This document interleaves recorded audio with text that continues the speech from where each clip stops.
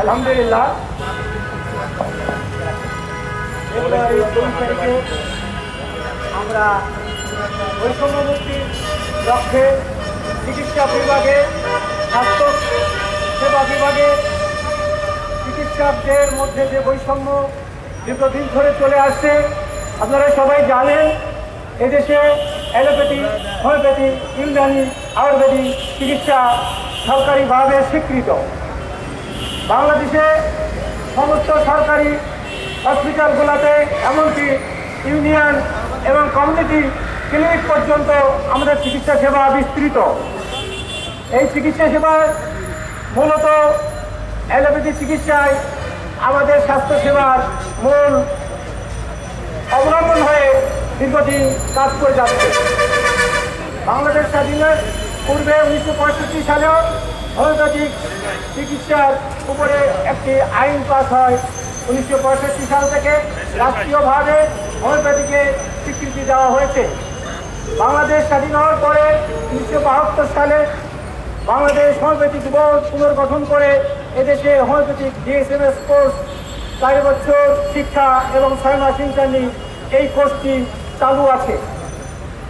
77 সালে এদেশে ডিপ্লোমা ডাক্তারদের দাবির প্রেক্ষিতে বাংলাদেশ হোমিওপ্যাথিক মেডিকেল কলেজে DSMS এইচএমবিবিএস নামে একটি ব্যাচেলর ডিগ্রি কোর্স চালু করা হয়। এরপরে শহীদ প্রেসিডেন্ট জিয়াউর রহমানের আমলে আমাদের একটি সরকারি হোমিওপ্যাথিক প্রকল্প আমাদের আছে। সেটার ভিতরে ঢাকাতে মিরপুরে 100 বেডের হসপিটাল সহ সরকারি হোমিওপ্যাথিক মেডিকেল ডিগ্রি কলেজ, যেখানে DSMS ডিগ্রি দেওয়া হচ্ছে। সাথে সাথে সারা বাংলাদেশে 66টি হোমিওপ্যাথিক মেডিকেল কলেজ আছে অনুমোদিত, অনুমোদিত আরও অনেকগুলো আছে। তার মধ্যে বাংলাদেশ হোমিওপ্যাথিক মেডিকেল কলেজেই প্রথম হোমিওপ্যাথিক গ্রাজুয়েট কোর্স DSMS চালু করে এখনো পর্যন্ত সেখানে এই শিক্ষা ব্যবস্থা চালু আছে। 2টি মাত্র ডিগ্রি কলেজ সরকারি অর্থাৎ ঢাকা বিশ্ববিদ্যালয় অনুমোদিত, যেখান থেকে প্রতি বছর DSMS ডিগ্রিধারী ডাক্তাররা বের হচ্ছে। এবং ইতিমধ্যে ওই সরকারি প্রকল্পের আওতায় 3টে ডিভিশনে 3টে ডিগ্রি কলেজের পাশাপাশি 3টে ডিপ্লোমা মেডিকেল কলেজ প্রতি বিভাগে একটি করে একই প্রকল্পের আওতায় ছিল এবং ঢাকায় একটি রিসার্চ সেন্টার। কিন্তু দুঃখের বিষয়, ডিগ্রি কলেজটি বাস্তবায়ন হয়েছে, 100 বেডের হসপিটাল বাস্তবায়ন হয়েছে,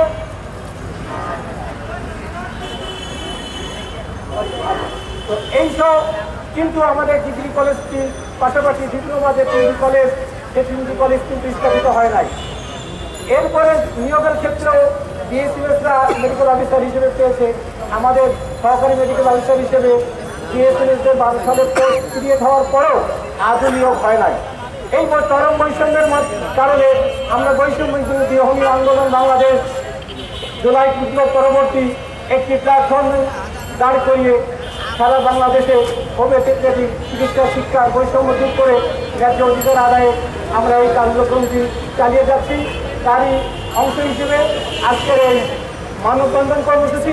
আমি আশা করব আমাদের সাংবাদিকবৃন্দ, মিডিয়া ব্যক্তিত্ব, টিভি রিপোর্টার সহ সকলে আমাদের এই বৈষম্যের চিত্রটি অন্তত জনসপক্ষে গ্রহণযোগ্য আকারে তুলে ধরার জন্য আপনারা বহু প্রচারের ব্যবস্থা নেবেন, এই বলে আমার সুষম বক্তব্য শেষ করছি। আসসালামু আলাইকুম।